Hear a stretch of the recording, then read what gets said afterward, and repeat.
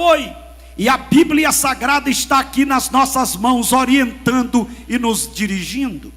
Esta palavra, que é a regra de fé e prática, ela nos fala de um evento que está preparado para acontecer. Para a igreja, é o maior encontro. Para a igreja, é o maior evento. É o mais desejado.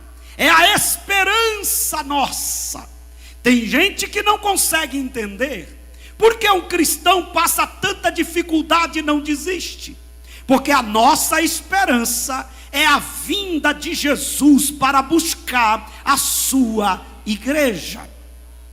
Jesus Cristo já veio nesta terra. A primeira vinda de Cristo, ele veio no ventre de uma virgem chamada Maria. O anjo Gabriel foi até Belém e anunciou a Maria que ela foi agraciada de receber no seu ventre o Salvador do mundo. Ele nasceu e por aqui, por esta terra, ele viveu 33 anos. E durante 3 anos e meio durou o seu ministério. O ministério de Jesus durou 3 anos e meio. Mas foi o homem que dividiu a história da humanidade no meio. Quando você vai estudar a história universal, você vai encontrar que a história está dividida pela vinda deste homem à terra, antes de Cristo e depois de Cristo. Por aqui Jesus passou, sentiu as mesmas dores que nós, passou pelas mesmas dificuldades. A única diferença é que ele passou por esta terra sem pecar. Ele morreu, mas não pecou. A Bíblia Sagrada nos mostra que ele fez muitos milagres aqui. Ele curou cego, ele ressuscitou mortos, ele deu vida a quem estava morto, como Lázaro. Mas mataram Jesus. A natureza humana e pecaminosa não conseguiu entender a missão deste homem tão extraordinário que passou por esta terra. Mataram ele, é verdade, mas na sexta-feira colocaram ele na cruz, lá no Gólgota. Mas a Bíblia que nós cremos diz que no domingo pela manhã, as irmãs, os homens estavam escondidos, mas as mulheres, Maria Madalena, Maria mãe de Jesus e outras mulheres, foram até o sepulcro bem cedinho. Quando chegaram no sepulcro, a pedra estava removida e tinha um varão, um anjo, sentado sobre a pedra. Olha para aquelas mulheres e diz: vocês estão procurando quem? Ele não está mais aqui. Ele ressuscitou. Ele está vivo. E a Bíblia Sagrada nos mostra que após Jesus ressuscitar, Jesus fez uma assembleia. E nesta assembleia, ele convoca a Pedro, aquele que era improvável, para ser o pastor das ovelhas que ele havia salvo e permaneceram fiéis. Quando Deus diz a Pedro: você me ama, muitas pessoas não acreditavam mais em Pedro. Pedro disse que não sabia quem era Jesus quando ele foi levado. Mas o Deus dessa igreja é o Deus que restaura, é o Deus que renova, é o Deus que dá vida, é o Deus que dá uma nova chance, é o Deus que pega na mão de quem está caído e diz: levanta-te, porque eu tenho o poder de te restaurar.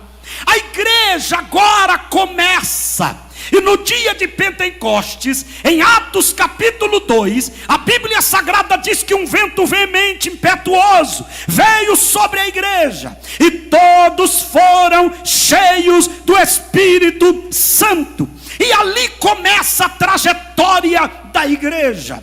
Tentaram parar a marcha da igreja, mas ninguém consegue. E eu vou te dizer por quê. Na ata de fundação da igreja está escrito algo que não podemos esquecer. Primeiro, eu edificarei a minha igreja. Ou seja, a igreja não é do pastor, a igreja não é do fundador que estabeleceu o trabalho da igreja local. De quem é a igreja, pastor? A igreja é do leão da tribo de Judá, daquele que era, que é e que há de vir, Jesus de Nazaré. A igreja é invencível. Ninguém pode deter a marcha da igreja. 57 anos as irmãs estão orando, muitas lutas tiveram, mas olha elas aqui dizendo: Ele é vivo, Ele é santo, Ele é poderoso, Ele é tremendo, Ele é o único digno. Glorificado para sempre seja o nome de Jesus.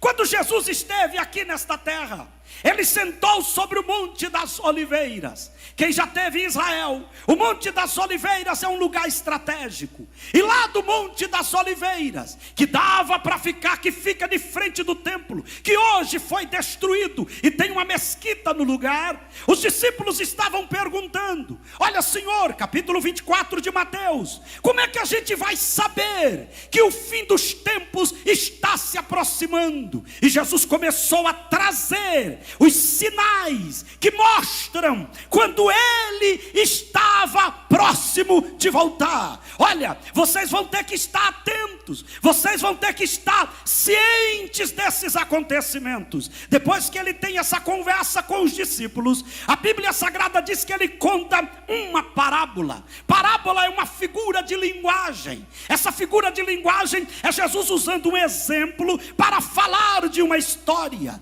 E a Bíblia Sagrada diz que Ele fala a respeito de um casamento. Ele mostra, Ele traz a essência do que é que nós estamos esperando, observando a figura de um casamento. E Ele diz: olha, existia 10 virgens, mas 5 estavam preparadas e 5 não estavam preparadas. Mas o noivo chegou na hora que muitos não estavam esperando. E aqui esse versículo 6 é a surpresa de muita gente que não estava tendo a percepção da gravidade do que estava acontecendo. E esta noite eu gostaria de ministrar a palavra: 3 coisas que eu preciso entender sobre a vinda do noivo. A primeira coisa é: eu preciso saber da doutrina escatológica e que tem um casamento marcado para acontecer, e tudo está mostrando que este casamento já está às portas. Tem muita gente vivendo como se não tivesse que prestar conta. Você pode não crer, mas você precisa saber que esse Jesus que veio aqui uma vez esta terra, Ele voltará na segunda vinda. E a segunda vinda de Cristo será dividida em 2 etapas. A primeira etapa é o arrebatamento. E o que é o arrebatamento, pastor? É o rapto dos fiéis que estiverem esperando este grande dia. E eu vou te mostrar como é. E se você está ansioso, você não vai conseguir ficar sem abrir essa boca e glorificar a Deus. A Bíblia diz que é num abrir e piscar de olhos, o Senhor virá sobre as nuvens dos céus, e todos os salvos de todos os lugares da terra vão se encontrar com o Senhor. O mundo está apertando as coisas para a igreja, mas a igreja não está desesperada. A igreja está dizendo: Maranata, Maranata, Maranata, Maranata, ora vem.